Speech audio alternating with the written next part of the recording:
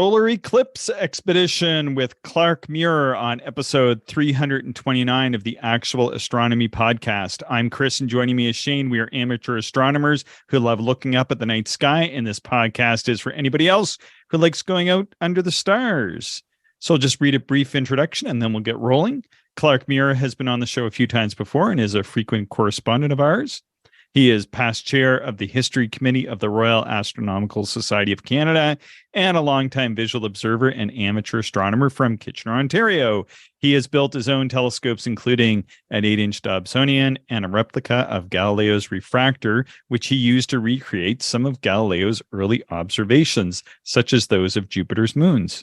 I used to live nearby Clark, and we spent many nights observing under the stars together, so it's always great to catch up on his recent projects.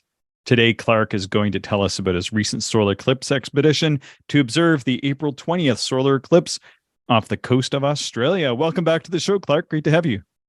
Yeah, thanks, Chris, and hello, Shane. Yeah, good to talk to you again, Clark. And I'm super excited for this discussion. For just the listeners' sake, Clark, I guess you drafted a bit of an essay on your experience here with the eclipse. And as I was reading it, and I know we'll get into the details, it really triggered some memories for me from the 2017 eclipse, and just the way you used words to explain your experience here, as well as from 2017, I just thought was so elegant and so accurate. So I love having these conversations about eclipses, because the most interesting thing at this point to me is it's hard to put words to them to really describe their magic and intrigue. Yeah, they are. And the one I just saw in Australia was my second. I was also at the 2017 eclipse.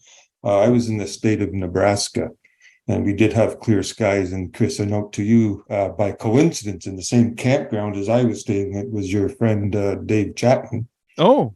And also, I didn't know it at the time, but the late Terrence Dickinson was also there. Oh, that's cool. So that was, I think I didn't know him well, but for those that did, it was for quite a few people, that was the last time they saw him publicly. So yeah, it was my second eclipse, or this was my second eclipse, and it's hard not to compare the two. It's irresistible. So you're always comparing my first one to my second one, and I'll probably do that a little bit tonight. Cool. Well, yeah, I'm really looking forward to this as well. And I guess maybe a good place to start might be this is really very much an expedition. You know, getting from Canada to Australia is a bit of a journey in itself, and then coordinating to get on a cruise ship and get off the coast and to get under that narrow path of totality. How long did it take you to plan the trip? Like, when did you start planning this one to go and see? Well, it was probably, I thought about it in 14 to 16 months ago. So let's say the new year, 2022. Mm-hmm. And the reason for this, of course, the pandemic was on, and it's still very unpredictable and variable, and you go into different countries. So what happened is I found the cruise ship offered by the cruise line direct. And it seemed to be the easiest way to go. Simply getting to this remote location in Western Australia by renting cars and hotels and trying to get food seemed very problematic because of the pandemic, adding unpredictability to that. So the cruise line allowed us to book a cabin or a stateroom. The deposit was only $1, so we had several months to decide. And if we decided we didn't want to go, we could just forfeit the $1. So that made it much more comfortable for us to book the room. Once August came, that was August 2022, it looked like things were settling down. So we put down at the deadline the proper deposit, and then booked air tickets and whatnot. What we decided to do was make it a long trip. So we flew from Toronto via Hong Kong to Brisbane. We spent a few nights in Brisbane, flew to Sydney, and then spent 5 nights in Sydney, flew to Alice Springs, and then we rented a car and drove through the outback, going to places like Uluru, which was formerly Ayers Rock, the mining town of Coober Pedy. Oh, wow. dropping the car off in Adelaide, Australia, and then flying to Perth.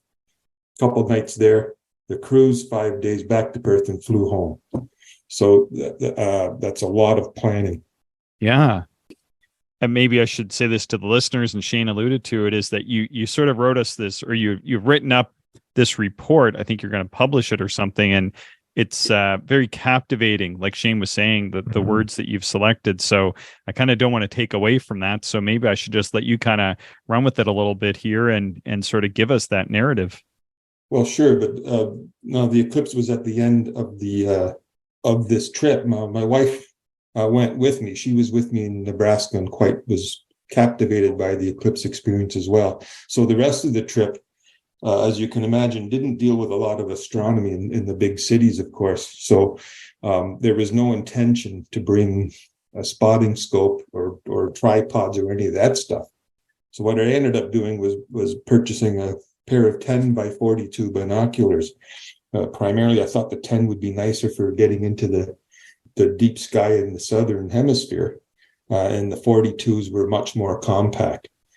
So they turned out to be, I think, a reasonably good choice. So as you can appreciate, any astronomical equipment I brought while I was in Brisbane and Sydney are just boat anchors. I can't use them for deep sky stuff.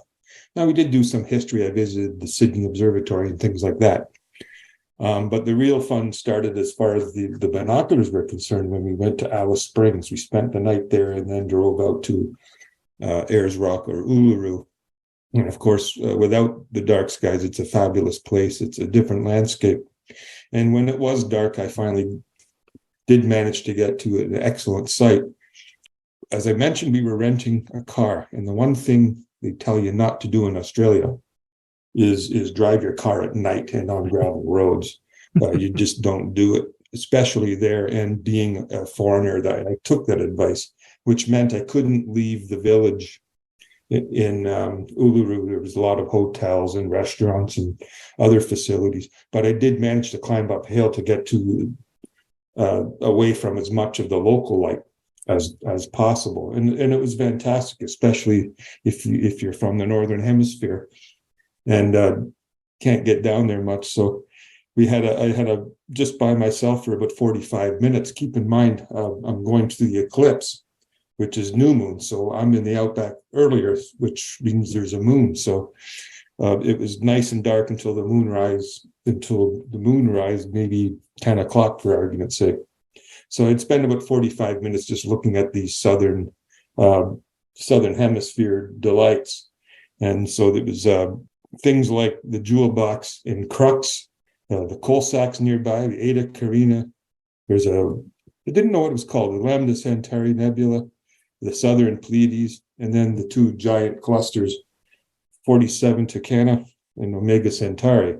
So all of this in one night, and then you got the large Magellanic Cloud and the small Magellanic Cloud. And so these are if all of these are showstoppers if they were in the northern hemisphere. So to see them all quickly in small binoculars was wonderful. Yeah.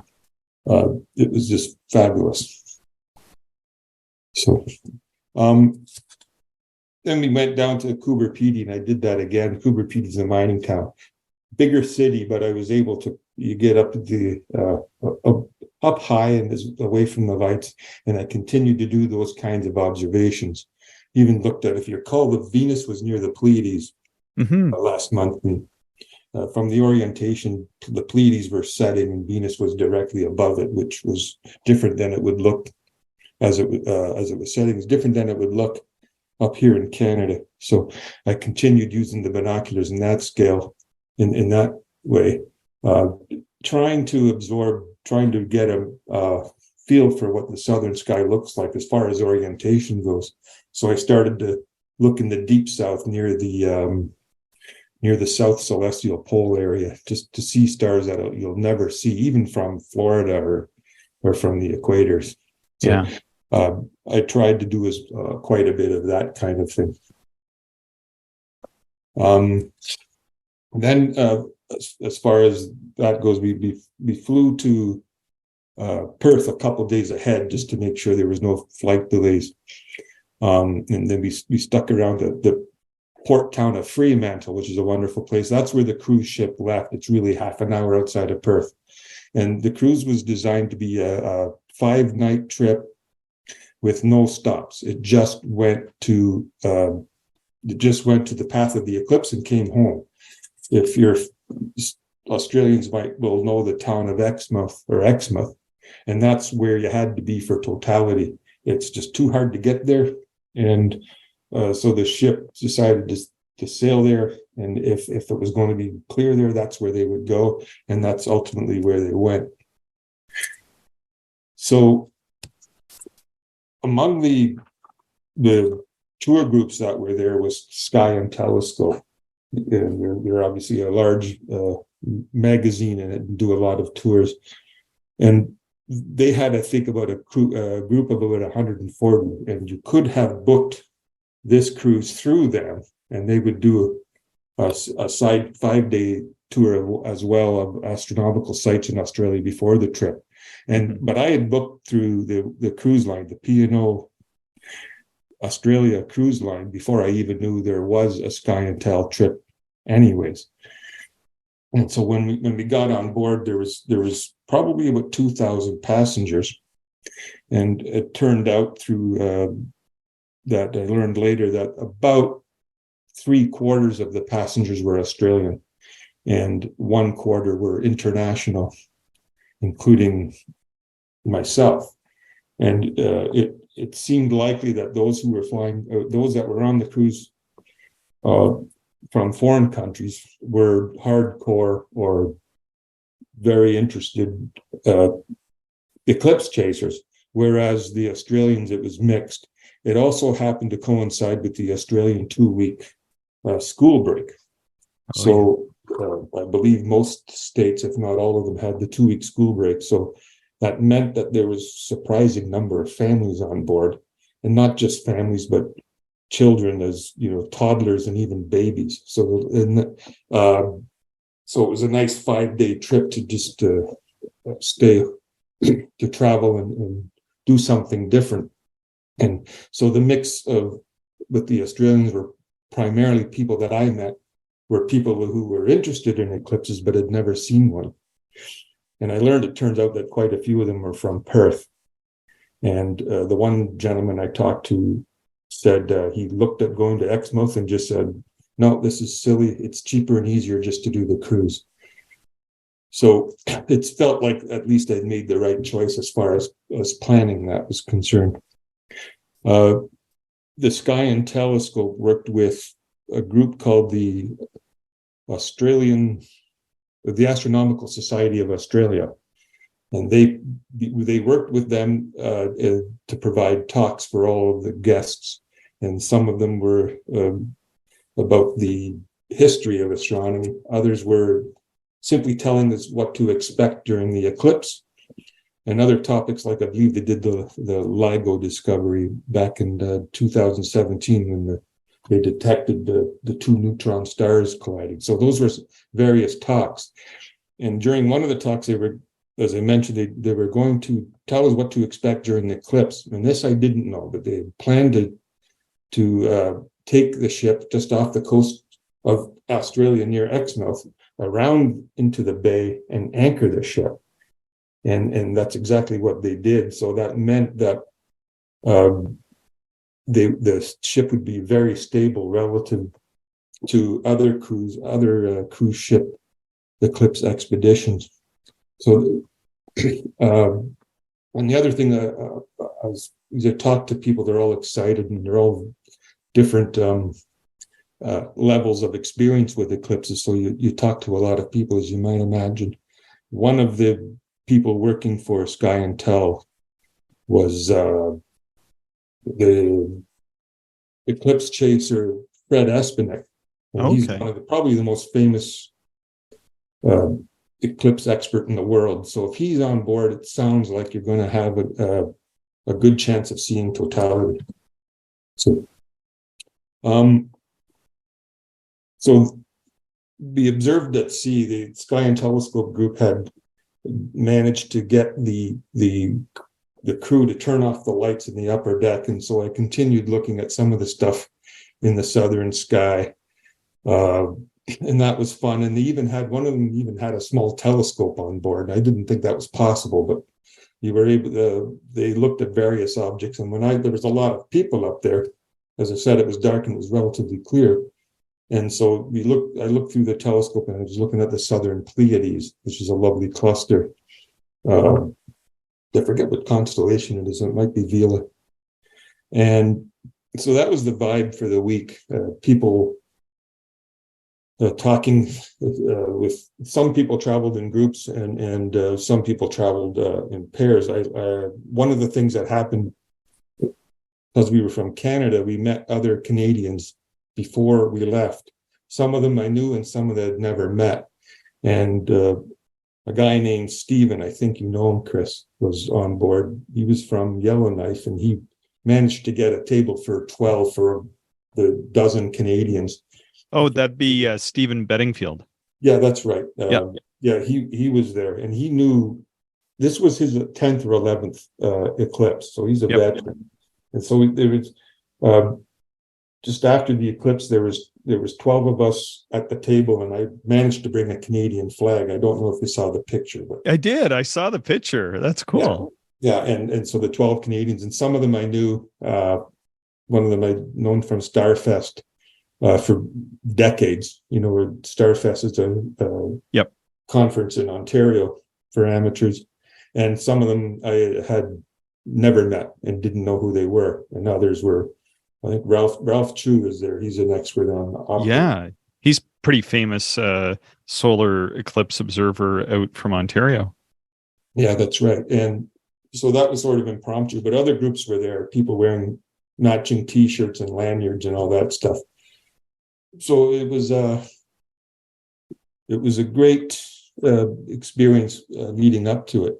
So the night before, it was, we were told that it was going to be clear. There was zero chance of, or less than 1% chance that there would be problems, and that was a great relief. I don't know about you, Shane, but in 2017, where I was, the weather was iffy, and it was an unpleasant night before the eclipse. Yeah, no, I remember that quite a bit, Clark. In fact, my wife and I, so we went together, and even before we left, I was contemplating, like, should we even go, because the weather forecast wasn't looking great, but we thought, let's just go and see what happens. And yeah, even the night before, we went to Wyoming, so different forecasts there, but it was still not looking great until pretty much the morning of, and then it turned out to be a really great experience. Yeah, so we were similar. In fact, as I mentioned, we were at a campground with there was I mentioned a couple of people that were with me in the same campground in Nebraska. There was dozens of people from Nova Scotia, your home province, and there was quite a few from Ontario as well. But a lot of them, not a lot, but some of them said, "No, we're leaving for Wyoming. We're getting out of here." And some of the veterans did, and so leaving behind felt like it was a mistake. And like you, Shane, it worked out well. It was clear and wonderful, but it's the point of all of this was it was a big relief not having to worry about the weather the night before. It's going to be good. And keep in mind, of course, with all the experts running the Sky and Telescope tour, they if it had been a chancy weather, they might have went to a plan B, which would be maybe to sail out in the Indian Ocean.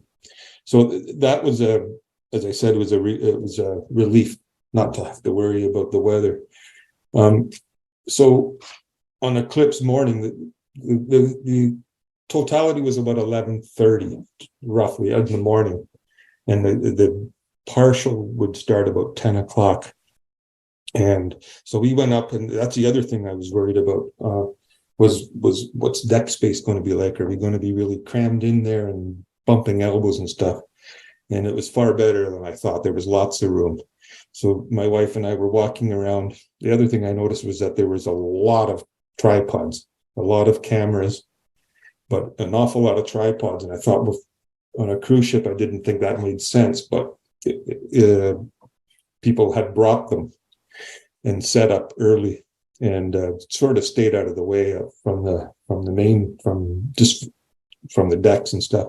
But we found ourselves in a forward deck that was otherwise closed during the eclipse, and there was a lot of room up there and had beautiful, wonderful views of the sun, but it was very windy and it was quite bad. And I suspect that a few people decided to leave the area because of the wind and just go into the more protected areas. But we stayed and once the partial phase started, the wind died down quite a bit. And then as the partial phase continued, it got better. So parked near me was a family of 4 from Melbourne. And they had 2 kids. As I said, there were a lot of kids in there. I would guess about 8 and 10, 9 and 11, somewhere in there. And they, at some point at the halfway, I couldn't see it, but I heard that someone had a cheese grater. And this is an old trick where you use the cheese grater to show the shadows of the partial. You get the little symmetrical crescent-shaped shadows. Mm-hmm. And they rushed, and I saw the guy. He had as I said, the gentleman with his family. I said, that old straw hat might work well for doing that. And I got pictures of it. It's sensational. It worked really well. The straw hats holes made hundreds of these little symmetrical crescent-shaped shadows of the sun. And as it got closer, the totality got closer. The crescents got thinner. It was quite a good tool to use. And so I thought, well, the next time I'll either buy a straw hat in the dollar store wherever I am, or bring one with me. So, one of the things as darkness, it gets darker and darker, and then you start to see some weird effects. Some of them you expect, some of them you don't. It was quite different this time because I was in open water. There's a bit of land and a lot of ocean, and so that environment's quite different than my other eclipse, which was in a cornfield in Nebraska. Keep in mind that it was August, so the corn was high. So the environment's different, and it does, I think, help you see different things. And at one point, and I can't remember what order it happened, but I noticed that there was a tiny bit of sunlight reflecting off the water. And on a normal sunny day, that's not unusual. But it was just one little spot. The rest didn't have it. And that was a bit weird. And I had assumed that because the sun was so, the moon was covered so much of the sun, that the reflection that you normally see in the water wasn't happening. But perhaps in one direction where there was a wee bit less sun covered, like a few miles away, that it was starting to show just a bit of a reflection. That was a minor thing. Didn't really it wasn't that fascinating, but it was just something I noticed. But then it started something that happened again because it was out in the water. It's getting darker. The sun's getting more covered.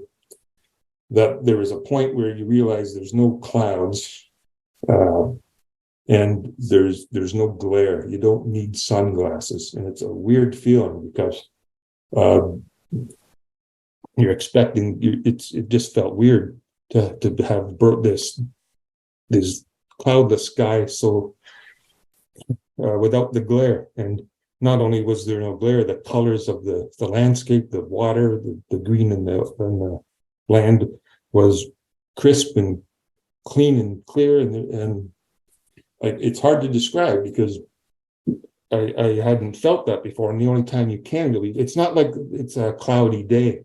It's not like there's a cloud in front of the sun and there's no, and the rest of the sky is clear. It's different and it's just weird.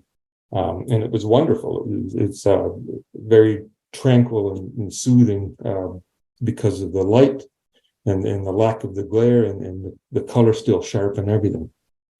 And a few minutes later, and this was particularly fascinating to me as it gets darker. What happened in Nebraska was that it's getting very close to totality, and the light's weird everywhere. It's dark, and in Nebraska, there's they described it as a steely color to everything, but because of the corn, the greens were vivid. And I think you guys are familiar with the concept of the Purkinje effect. When you're in a dark sky, as we like to, and when we're observing, I don't know if you've noticed this. When you're observing, you can't see color, but the green of the grass or the green of the trees does come out a little bit. It does. I have noticed. What's it called again? I guess it's named after a Czech scientist from 200 years ago. I believe it's pronounced Purkinje, but or maybe Purkinje, but it's actually pronounced Purkinje effect, and okay. it's the difference between the rods and the cones, and the rods take over when it's low light, and you lose color, but it's slightly better in the greens and blues, whereas you lose reds in particular. Huh. Go ahead. I'm just I've noticed this. And in fact, when I was younger, I would notice very much, like in bright nebulae, like the Orion Nebula or M8 or the Swan Nebula M17. Now they're more of a white color, but some of them still have a little bit of a green tint to them. But anyway, when I was younger, they were very like vividly green, like almost like a iridescent phosphorescent green. Yeah. So I'm guessing it's similar. And I was specifically talking about the trees and the grass. It's dark, but you can detect the green color to it. Yeah. Yeah. And that is that effect called, and I don't know if most people are aware of this. You guys might be, because you're amateur astronomers and you're out there in the dark and you're deliberately avoiding having your eyes exposed to bright lights. Yeah. So when you're out there for 2 or 3 hours, you can see that you can sort of detect that the grass has a green color to it when other things don't, like the red, maybe the red car or something like that. Yeah. And that's what that's called. But in my first trip in Nebraska, it was on steroids. It wasn't subtle. It was profound. Yeah. And I thought, after the eclipse, and my wife even mentioned it too, look at the colors. And I said, yeah. After it, I wondered what it was, and I didn't know that's what it was. And I thought, what, it would be neat to photograph this. You get an expert, you get an advanced photographer who can see what he needs to do, set the camera up, because you got to work quick. You don't have 5-10 minutes. You can't just sort of, I'll move over here and go, And it turns out you can't photograph it because it's in the physiology of the eye, right? You can't photograph it. And and then I learned that that's what it was, and there was a video about it that explained it, and I think that makes sense. So the reason I mentioned that is because it was happening again on the cruise ship. This weird, there was somebody wearing a green T-shirt. It was happening again, but not as profound. And the one person said that he also in the United States had that effect, but less so when in a different eclipse in South America. So there was something going on there, and that's not something I'd ever known happened. The light gets weird and the sky gets different, but not like that. So once that ended getting darker, and we know the eclipse is coming, and I had binoculars, and I used solar filters during the partial phase for those 10x42 binoculars. And during the partial phase, you could see sunspots, and you could see it getting the moon, of course, covering more and more of the sun. But just a few minutes or seconds now before totality, I could start to see the Bailey's beads a little bit. Not as much as I had expected, but they were there. And of course, there's a lot of other stuff going on. And so it was time to, as totality approached, to take the filters off the binoculars and take the filters off the camera. Now, uh, just in the seconds before totality started. But so what happens is people, regardless of whether it's their 10th eclipse or their first, they know it's coming because you hear the whoops and the screams, and then the diamond ring shows up, and everybody just I've got a couple of videos of it. We just got cameras, the video, the phones. I mounted them on a small little tripod, about those 6-inch with the wiry arms. Yeah. I don't know what they're called, just miniature tripods, and so I got the video of people reacting to it, and the diamond ring comes, and then you hear some expletives, and it's just expletives, and then it's just hollering and whoop and cheering and all that stuff, and the oh my gods and the holy cows. And what happened in this one in Australia was both my wife and I were stunned at how bright the corona was. It was just exceptionally bright. And we thought, well, yeah, it makes for a deeper contrast between the black hole of the sun, or the black hole of the moon covering the sun, and the bright corona. Then I wondered why that was. Why was this one brighter? And there may be reasons for it, but the corona does change. Maybe it was just brighter that day. The moon, it was only a 1-minute eclipse, so it barely covered the sun. Maybe that was it. But more likely, it was because the conditions were excellent. It was a very clear day, and we're in the Indian Ocean. Winds come from the west, and there's no land for thousands of miles or thousands of kilometers. You have to go to Africa. So there was no pollution in the air. And that might have made a difference in getting that corona very bright. Now, you mentioned Stephen. He had said that it was, of the 11, either the first or second brightest that corona he had seen. So it's not just me. And this was quite different than from my first eclipse, which might have had a bit of a hazy sky. It was beautiful, of course, but not as bright. So now we know we have about 60 seconds of totality. And so I quickly take my binoculars and look at the prominences. I got a sense that there might be something there naked eye. It was a bit, and to be honest, I don't even remember what I saw through the binoculars. I guess I just gave myself a 5-second look and moved on to the next thing. And it happened so quick. And so it seems, with all the experience I have in observing, it's an odd thing to say. Yes, there was prominences, but I couldn't describe them too well too. And so you're trying to you can't stop looking at this gaping black hole in the sky and the brightness, but the colors around the sky are fantastic too. So you allow yourself a few seconds to glance around. In the meantime, the people near you are reacting similarly. Some of them taking pictures, some of them looking and pointing, and others there's too much to absorb, and you're trying to see everything. And then I would say at the halfway point, people start to quiet down a little bit. You see this in other eclipse videos where the crowd roars and screams, and then they settle down. And I think part of it is that they're starting to realize this is, like, we have to sink this in. This is like an unearthly experience, and they sort of contemplate it a little bit. But again, it's only a few seconds because they start realizing that it's going to be over soon. And then when it ends, you get the whoops again.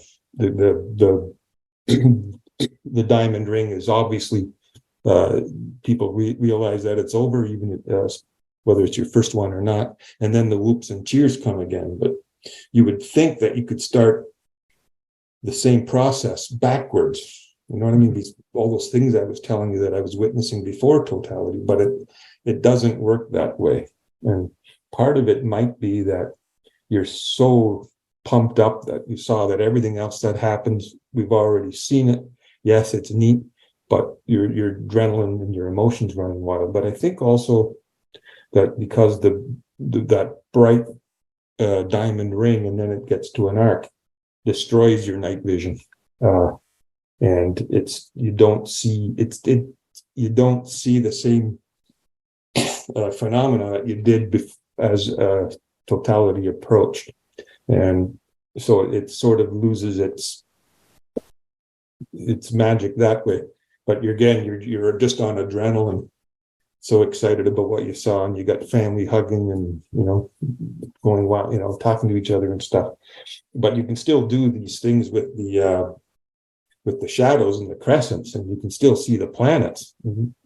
So that goes on, but there really is it's emotionally draining, and it's the after totality is very different than the before. A couple other things that I can say before I wrap up this part is there's two things that I've always wanted to see, and one of them I should have is the shadow of the moon coming towards you, just before totality, and the shadow leaving as it ends, moving away from you. And I haven't seen it, and I was on the 14th deck. I was up high. I presumably was in an excellent position to see it, and I didn't see it in Nebraska either. And I don't know if that was just bad luck or looking at the wrong time, or looking at the wrong place at the wrong time. And so that was disappointing. I've read some of these old scientific expeditions in the 1800s where scientists are doing their work, and they see it, and they mention, look at the shadows. But while they're supposed to be doing things during the eclipse, and they explain how difficult it is to keep your eye on the clocks and keep your eye on changing the film when all of this stuff's going on. And they say it's an extreme challenge doing that. The other one that we wanted to see was something called the shadow bands, and I don't fully understand it, but it's supposed to be these dark bands and white bands flashing on a white background. Do you know anything about that, Shane, from your experience? No, I'm not familiar with that phenomenon. Okay, it's called shadow bands, and it's I believe it's rare, and I also think it's a fairly complicated phenomenon. But you get these bands of bright lines, and they have sign of flutter around. I didn't see that. What I think you need is a large white background of some sort to see it, but I didn't expect to see that. I know that's very unusual. So despite my attempts, there's still some things I haven't seen, and there's other things that I saw that completely surprised me.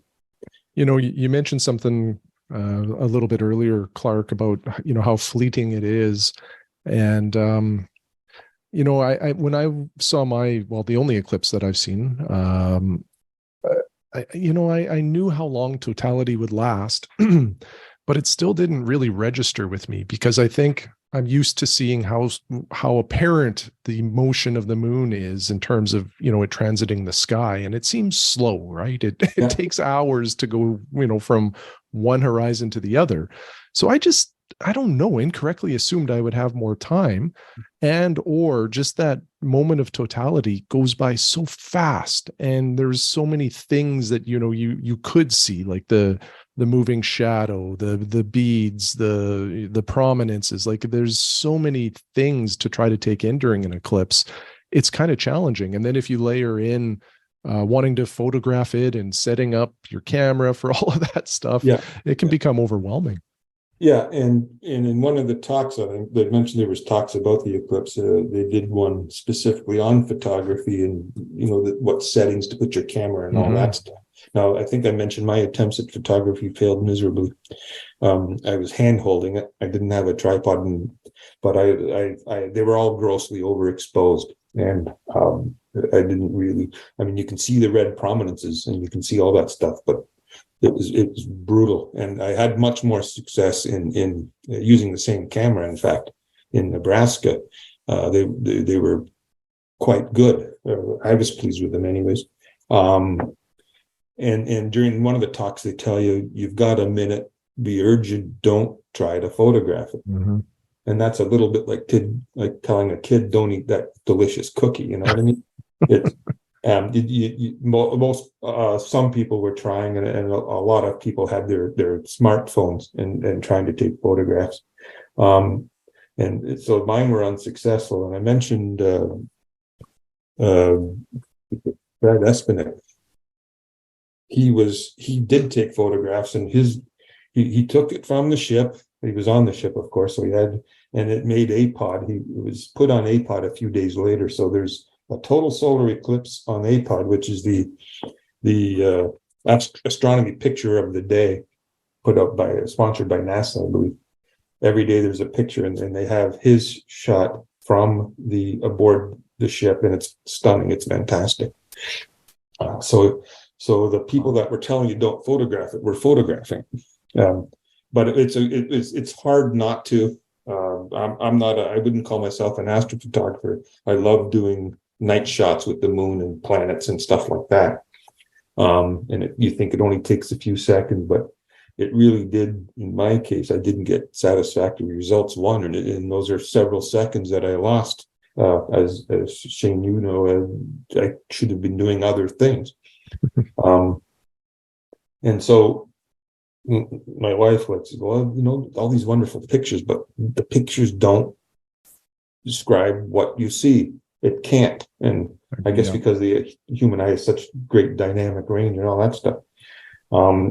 You can't say, well, the sky's like, you might say, well, the skies during an eclipse is like sunset in all directions. And well, that doesn't describe it right either. There's only one choice, and that's to witness it. And I think a lot of you start conversing with some of the people you met before the eclipse, and you see them afterwards, and it's just a different game. Like they were so amazed and stunned and so forth. So I think for some people, for a lot of people, I don't think it's right to say that it changes their lives, but it's an extraordinary experience, and they'll never forget it. And for some, they do become eclipse chasers once they see one.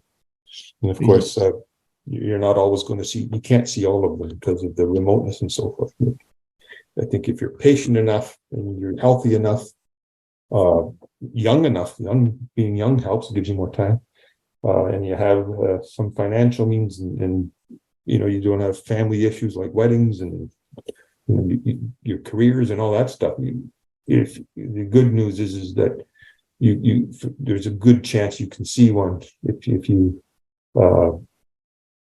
commit to it. There's a good chance that you can see another one. Yeah, it's easily one of the most incredible things I've ever experienced in my lifetime, and probably one of the most beautiful things, probably the most beautiful thing I've ever seen. And words really can't describe it. It was truly a moving moment. My wife, who is not really that interested in looking through the telescope, she will look at Saturn occasionally or the moon, but is often not super impressed with other things that I'll show her. Came to the eclipse, and I don't think she had high expectations, but she was extremely moved and really, the expectations she had were absolutely shattered. And, we became eclipse chasers in that moment. And, Clark, you talked about just, getting to Australia, getting onto the boat, like you went through an awful lot just to have 60 seconds of totality. And I think that speaks to how moving it is, because people then invest that kind of effort and time and money into making, it happen again for future eclipses. Well, yeah. And to be fair, we were in Sydney and Brisbane, places we wanted to go, and doing the Outback. And so it wasn't just the eclipse. That was the icing on the cake. That was the ultimate. I don't think I would have done it for a week. I'm going to fly to Brisbane and do the trip and fly home. Yeah. If that's significant expense, you might as well do it. So it does take you to places. I've heard others say it. It takes you to places tourists don't normally go. And I remember one fella saying, one eclipse chaser, he said, I was in Turkey, and I guess the local said, "What are you doing here?" And I said, "Well, we're here to see the eclipse." And then, because they said, "What are you doing here?" Because we don't normally see tourists, that kind of conversation. And when the local saw the eclipse, he said, "Okay, I get it." And so it's a good excuse to try and see parts of the world that you're never going to see, but you do plan other things around it. I noticed that a lot of veteran eclipse chasers, before they eclipse chased, loved to travel. That's a theme I see. They already love to travel. If you hate traveling, you're probably not going to go to the Antarctica or the ocean to see an eclipse. So there are some things that are common among those that do chase it. Yeah, great points. Especially with a longer trip like that, you do make it a bit of a vacation, and it's more than just the eclipse, for sure.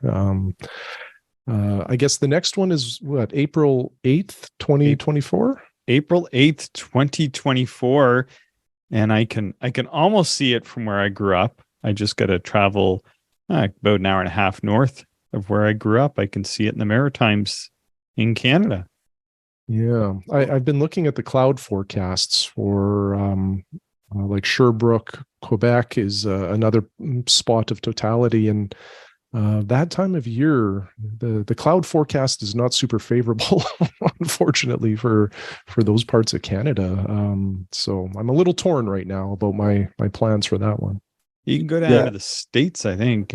I was just looking here on a map just as we were chatting. Yeah, Mexico has an awful lot of opportunity, and then it goes through Texas and a number of other states. Between Canada and the US, Texas has, I think, some of the better, I guess, odds or better forecast or probability for clear skies. Yeah, it goes through Indianapolis, goes just outside of Little Rock, Arkansas, Denver. No, wait, not Denver. I'm like looking. It's been a long day. Dallas. Yeah, Dallas, Texas is what I meant. Parts of Mexico have excellent skies. Parts of Mexico have excellent sky statistics as well. But the one is I'm literally just an hour from the center line, a little more drive, that is. And I thought about Niagara Falls and how spectacular that would be. But it's going to likely be chaos with travelers and traffic. Oh, for sure. A magnificent place to watch it. So you're just gonna go to Southern Ontario, then I would imagine, like what's it called, Peely Island? That'd be good. I think. Yeah, and if we just today I booked a place in Texas, that was inexpensive. And this, the reason is I'll check the forecast, and if it's bad up in Ontario, we'll drive. If it's great, then I literally just have to wake up early in the morning and drive a couple hours, and fight some traffic, and I got it. And it's a nice one. It's going to be 3.5, 4 minutes up that way, and closer to 4.5 down south. Which is incredible. Like, that is an incredible amount of time of totality. You just mentioned 62 seconds on the ship. So 3 or 4 minutes would be amazing. That's enough time to drink a beer. Well, I said that to one of the fellows that had seen 5 minutes, like Ralph Chu, and they've been the longer ones. And I said, you could almost order a beer and eat a hot dog. And then, and they knew I was joking, of course. They said, no, you can't. Trust me. It's, even 6 minutes isn't long enough. Cool. Yeah, I got to try to, I'm hoping maybe I might just see it from Canada, just, make a bit of a trip out of it. So yeah, that's very cool. And then the one thing I wanted to ask you about on this one, Clark, is this eclipse that you saw on April 20th. This was a hybrid eclipse. And so at the start, it was annular. At the end, it was annular, but you were in the totality section of it. I didn't know if that impacted the observation, or maybe that's because that's what made it like a shorter eclipse of sorts. Yeah, definitely. It would be shorter because of that. You would think somewhere along the path, it's would have been 1 second or 0. And that would have been an extraordinary experience. Like, just between the part where it's annular and the part it's total, there's a wee area where it would just be, there's a diamond ring, it's dark, and then it's gone, but I would have that would be neat to see, but I think I'd rather have the 1 minute. So I think the maximum a little north of there was about 1 minute and 15 seconds. Okay. And then it started to diminish after that. Nice. Oh, wow. That is sort of like so inspiring to hear all that. Yeah. I'm pretty excited to try to get out and take a look at one, hopefully next year, like fingers crossed. Yeah. I urge all listeners, if they're thinking about it, to do it. Again, not everyone can, but I remember seeing one on television when I was in high school. That was the one that was Totality in Winnipeg in 1979. I had known what eclipses were and knew because that was my interest. But I said to myself, it's like that scene on Gone with the Wind, as God is my witness, I'm going to see one of these. And it took a lot longer than I would have thought. It was just a few years ago. So it's 30 years, at least 35 years before I saw one. Shane, do you have any plans to try to capture this next one? Nothing. I haven't booked anything yet. I might have to go solo. My wife just has some work commitments around that time that probably will prevent her from traveling. So I started to look at hotels actually this past week. And what is surprising to me, and hopefully the hotel owners don't hear this, but hotel prices aren't that bad. Like when we went to Wyoming, I think we got just a little bit ahead of the buzz and the attention that the Eclipse got there, and our hotel room wasn't outrageously priced, but probably within about 6 months of the Eclipse, hotel rooms were exceptionally expensive, pretty much anywhere near like Casper, Wyoming, which was right on the path of totality. And my point here is at least where I was looking in Sherbrooke, Montreal, hotel rooms were not too crazy yet. So if anybody is thinking of the Eclipse, get your hotels while you can, or accommodations, because they will just probably get more expensive as we get closer to that time frame. Yeah, I mentioned I just booked one today, has a plan B, and yeah, there's some places that are like $900 or $1,000 a day. Yeah, so that's happening in some parts, in some certain states in the United States, and you're right, Shane. It's going to, the sooner the better, I think, for booking a place. We ended up, when we went to Wyoming, we stayed in Sheridan, which I think was it a 2-hour drive outside of Casper, and we ended up watching the Eclipse in Casper. But yeah, rooms were like $750 to $1,000 a night in Casper, and I just thought that's nuts. We'll stay in Sheridan and spend $150 a night. That's what I'm seeing now. As I said, you have to start digging to find places that are still reasonable. Well, Clark, do you have anything else to add to this episode? Thanks so much for joining us. It was fascinating. Yeah, thanks. I suspect I have missed points, but that's part of the reality. That there's so much going on that you forget stuff, or maybe if I see a third one, I say, oh yeah, I forgot I saw that kind of thing.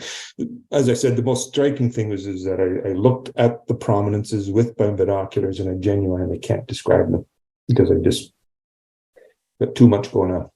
And that was the weirdest thing. I think that because I do a lot of observing, and you generally remember those kinds of details. Yeah. Nice. Well, thanks so much for that. Shane, do you have anything to add? Just want to say thanks, Clark. Really enjoy you sharing your experience of this eclipse, and it's very motivational. I'm excited for the April one, and I hope we all have an opportunity to observe it. Yeah, definitely. Thanks. I enjoyed our chat. Well, thanks, Clark. Thanks, everybody, for listening. Please share the show with other stargazers you know, and email us your observing reports to actualastronomy@gmail.com. Thank you, everyone, for listening, and we hope you enjoyed the show. If you are interested in more information, would like to contact us, or if you would like to support the podcast, check out our website, actualastronomy.com.